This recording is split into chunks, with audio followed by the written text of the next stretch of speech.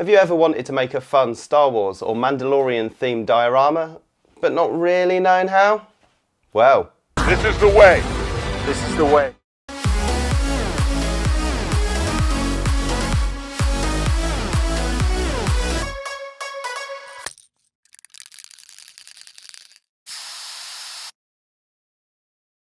So then guys, the moment that many of us have been waiting for with bated breath is finally here. The day before this video drops, the first episode of the second season of The Mandalorian will be on Disney Plus and ready to stream. I've got to be honest, whilst I was a little bit late to the party in starting to watch the first season, I really enjoyed it, and I genuinely cannot be any more excited to watch the second season. So I've been counting down the days until this new episode releases, and over the last few weeks I've seen a couple of posts appear on Instagram of people with Mandalorian miniatures. So obviously I had a little bit of a look and couldn't find anyone selling them, couldn't find them, until I finally found one on Thingiverse as an STL file for a 3D printer. Now, unfortunately, I don't own a 3D printer and probably wasn't just going to buy one just for a small 32mm miniature. So after a bit of negotiation with a friend of mine who owns a 3D printer, I managed to get him to print a Mandalorian miniature for me. But not only just the Mandalorian, I also managed to find a Baby Yoda to go with it. Now we did encounter a couple of issues with the print itself. For example, initially the Mandalorian was quite small and Baby Yoda was definitely not to scale. And then there was a couple of failed prints due to support issues on the actual Mandalorian itself, but he managed to get it done, and all the credit to him, because I genuinely have no idea what I'm doing when it comes to 3D printing. So there I was, sat with Mandalorian and Baby Yoda in front of me. Now, initially I was just going to paint up Mandalorian, but when I've got Baby Yoda there as well, realistically, we need to make this a diorama. So after going back and watching the first season again, just for a little bit of inspiration, I did a few sketches, put a plan in place, and well, this is it. So the obvious first place to start with a diorama, the minis themselves. Here's the Mandalorian and Baby Yoda miniature that's been 3D printed for me by a friend of mine. The STL files for both of these can be found on Thingiverse, and I'll provide a link in the description of this video. Now before people mention, yes, I am fully aware that it's not actually Baby Yoda, but people seem to know him better as Baby Yoda, so it's going to stick. Now once the minis have been fully cleaned up, I needed to prime them. Now as we're heading into winter now, being able to use a rattle can outside in the UK is getting all a bit difficult. So at this time of year I tend to stick to using Vallejo surface primer through an airbrush. Whilst I don't think it's as tough wearing as the Games Workshop Chaos Black spray, I can actually prime models whilst it's like the surface of the planet Hoth outside. So I had to think about how I wanted Mando to look, whether I wanted him in the tatty armour like in the early days of the first season, or whether I wanted the real shining silver Beskar armour of the latter days of the season. And I still couldn't decide. So to appease myself, I decided that I'm going to go for some nice shining silver armour plates, but also add in a few of those nice brown leather textures too.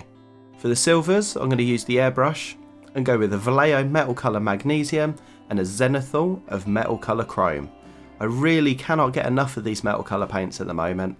They apply so easily and so smoothly compared to pretty much any other metallic I've ever used. Currently, it's probably all a bit too bright, so a careful wash of Army Painter Dark Tone is going to give those armour plates some more definition and build up some of that contrast. I'm being very careful not just to slop this wash on, as I really want to preserve that lovely zenithal highlighting. So I'll do this by using a small brush and being careful just to pick out an area at a time. Now Mando isn't just silver armour plates. He's rocking a nice black undersuit as well, so a coat of Abaddon black will be used to block all these areas in. I'm also going to give areas like the cloak and the weapon a coat of black as well. Whilst they aren't going to stay black, this gives me a good base to work up from and prevents me from getting any weirdness of a metallic underneath. So now he's definitely looking like Mando. He's looking all a bit monotone at the moment though, so we're going to have to add in a few other colours. So if you've seen my other videos, this stage may look a bit familiar to you. I'm definitely a creature of habit, and for the leather areas such as his boots, his vambraces and that cloak, I'm going to use my favourite build up for the nice dark leather tone, which starts with a coat of Rhinox hide. Using Dryad bark to lay down that first highlight, and then going to use a clean and wet brush just to blend it into the still wet Rhinox hide, using some very quick and light brush strokes down the transition. Now this will take a couple of passes to really get the transition right, but once it's down, I'll then continue building up the highlights through adding some Steel Legion drab to the Dryad bark, and then blending this in too. Whilst that cloak is all drying, being very careful not to accidentally touch it like the impatient idiot that I often am, I'll add some highlights to these other areas too. Now that cloak is all dried, I'm going to go back with pure Steel Legion drab and just very carefully add a couple of soft highlights to the raised areas at the very top of the cloak. This is where the sun would naturally be hitting, so it just needs to pop a little bit more. Whilst the Steel Legion drab is handy, I'll lay down a few more edge highlights on the other leather areas too. Now rather than having that undersuit completely black, I'm going to give it a tiny bit more definition. Using Eshin Grey, I'll trace in a few simple highlights just to make it a little bit more visually interesting, but we're not going to push this too far as we really don't want to take away from those metal tones or from the nice brown tones we've got in the leather. For his rifle, I'm going to grab the metal colour magnesium out again, but this time applied with a brush rather than with an airbrush. This is one of the things that I really love about these metallics, is that actually they're super versatile and give a great smooth finish no matter what you use to lay them down. Now we're almost complete. To boost that contrast just a little bit higher, I'm going to lay down another wash of Army Painter Dark Tone, this time thinned down quite a bit. We're going to apply it to almost all the areas in the model. This will give me a little bit more definition on those armour plates, but also dull down those leather areas a little bit. And to finish off, I want to get that iconic stylised helmet right. So add in some metal colour chrome to the area around the eyes, then adding in a few edge highlights to the other steel areas just to make them pop a little bit more. We're all done with Mando. So then Mando's done, and it's time for Baby Yoda. Just like Mando, after being primed with black surface primer, he's going to have a layer of metal colour magnesium on that awesome little pod that he's floating around in. With some careful highlighting using the metal colour chrome to pick out the raised areas of that pod. That's the largest part of this model, near enough done already.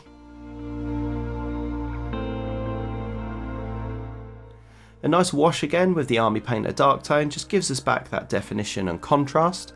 And then it's time to move on to the details.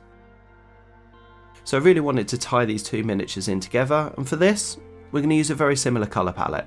So having already used the same metallics, I'm going to use a very similar workup that I used for the leather on Mando for the material on the inside of this pod.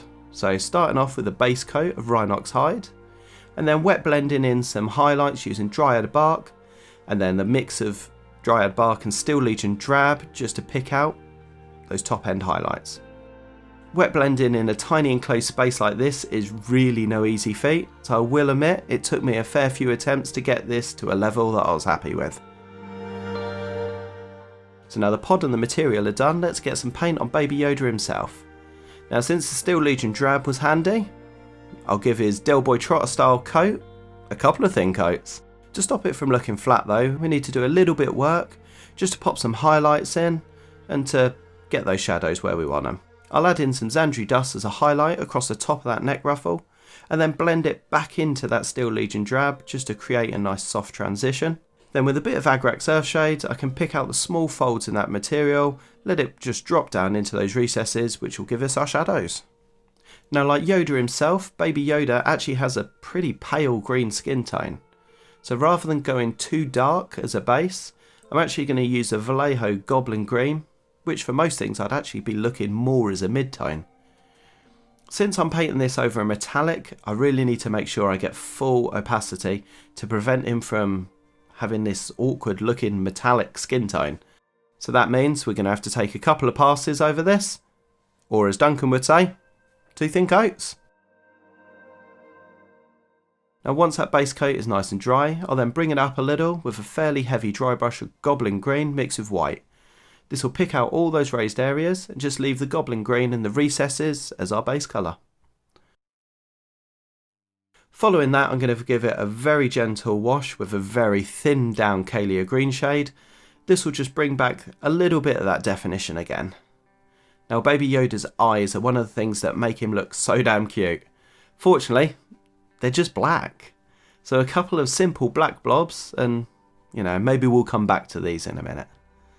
But for now, I want to finish that skin tone. With a really thinned down mix of goblin green and white, I'm going to glaze some more extreme highlights to areas like his eyebrows and to the tips of his ears, just to make that skin tone look a little bit more interesting. So as mentioned, I'm going to come back and finish off his eyes. To make them appear to be shiny, I'm going to add a small line of Dawnstone to the top left of the eye, then add a little blob of Ulthuan Grey right in the middle of this line. This will give them the effect of being nice and reflective, basically like little black gems. So now the minis are done, it's time to build that diorama base. Now I've got this cheap MDF diorama base that I've picked up off eBay, but as it is MDF, I've had to seal it with PVA glue and sand it down. This stops the paint from sinking into the base when it comes to priming. But to make it look a little bit less and flat and boring, we need to find out a way to build up a nice landscape on it. I'm going to build up a small little frame using plasticard. So measuring up and cutting out a base just a little bit smaller than the top of the MDF base, I'll build around this. Marking out some sides on another section of plasticard, I'll use a scalpel blade to cut these out, and then with the addition of some small strips for added support to keep it all in place, I'll be super careful not to stick my fingers to the base multiple times with the super glue. I'll add the sides onto the base, and then with a bit of super glue added, I'll attach the whole thing to the diorama base. So this gives me a frame to build around, and for the landscape itself I'm going to use some Das clay. Gradually building the landscape up to follow with the shape that I created with the plasticard, it will form a nice slope to bring the attention up to the top where the minis are going to be located. Once this has been left for a day or so to completely set, I started to add some rocks using pieces of cork. This will make it all a little bit more visually interesting and break up those flat surfaces. Also want to add in a few more textures onto this base, so with some more super glue I'm going to add some sand into particular areas. I'll build this up mainly around the rocks and on some of the places where the larger bits would naturally build up. Now I'm pretty happy that we've got most of the diorama built up, so it's time to get some paint on it. Primed with Vallejo Surface Primer again due to it being awful weather outside, this will be the colour I want for the actual wooden base. It also sets up nicely for the base coat of the Rhinox hide that I'll lay down all over the landscape. I've chosen some Rhinox hide as it has some red pigment to it, and since I'm going to be aiming for that Martian look, this creates a great base. Now mixing Rhinox hide, Mephiston red and Avalon sunset, I can get a bit of a desaturated orange tone, which I'm then going to airbrush over the more raised areas and more importantly, the rocks. Now most of this will get lost once I layer the Martian iron crust and iron earth over it, but is mainly for when the cracks appear. Adding in some more yellow and red to push the orange a little bit lighter, I'll focus on those rocks, and then it's time to get the brush back out again. I'll add on some blobs of Martian iron crust here and there on the base just to add a little bit more texture, and then it's time to cover it all over with Martian iron earth, and then leave it to do its magic. Generally I find that the thicker you apply this stuff, the better the cracking effect you'll get. But as it is basically super opaque, you do happen to lose all of that texture underneath. Now that it's all dry, I'll head in with a dry brush and we'll pick out a few rocks and some of the cracks with some orange just to give a little bit more interest. I'll then use Xandru Dust as a really light dry brush just on the rocks. So that's the base almost done, it's now time to add the minis. I'm going to place them at the top of this base, which is where the attention is all going to naturally gravitate to thanks to that slope, and a little bit of super glue will just hold them in place. To tie Mando in with the desert, I'll just use a little bit of Vallejo weathering pigment just to add a bit of dust to his boots. Now to finish it all off in our usual style, it's time to paint the base rim black.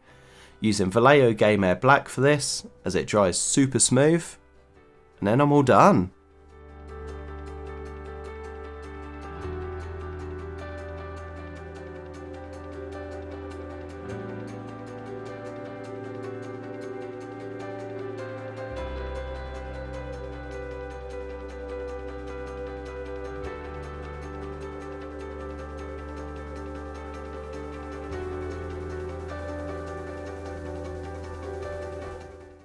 So there we go. Definitely not perfect, and I will admit, if I was to do it again, there are a few little bits that I'd change. Some of the colouring on the rock didn't come out perfectly, and maybe I need to work a little bit on my mixing on the tones to try and match the colour with that Martian Iron Earth. But I'm pretty happy with how it came out, and got to be honest, it looks pretty good on my shelf. I've got to say, I'm actually really impressed with the quality of these 3D sculpts. The detail is superb. I will say the resin that it's made out of is really, really tough. It was a little bit difficult to actually cut the bases off them, but it means that they're going to be super strong. I've obviously got to say a huge thank you to my friend Mike that managed to print these off for me. I did give him a little bit of a short deadline for doing it. I had initially lined up someone that was going to print them for me, but unfortunately machines and technology backfired. So Mike came in, knight in shining armour, absolutely bailed me out. So as I've mentioned in my Conrad von Carstein video, diorama building was never really something I touched on in the early days of my hobby. And doing that diorama and then doing this one, I just really don't understand why. This is something that I've really enjoyed doing, and it's been a good different challenge. So I fully welcome any suggestions for techniques for me to try or for resources to go and look at. Obviously I know a few of the guys like Luke over at Geek Gaming Scenics, and to be honest, that's where I've stolen some of these ideas and techniques that I've used. But I'm all about that learning life. I want to learn new techniques. I want to push my level that little bit higher. So please, if you've got any suggestions for channels for me to look at, for websites, for e-learning, drop them down in the comments down below for me. While you're down there, if you have enjoyed this video, please have a look at that red subscribe button and give it a little click. I am going to be doing weekly videos, generally trying for every Saturday evening at the moment. So if you don't want to miss them, hit that subscribe button and you'll be notified. So I'm going to say thank you again for watching this video. I really hope you enjoyed it. And if you've not seen the first episode of the second season of The Mandalorian, why not? Remember guys, if all else fails, spray it black and start again.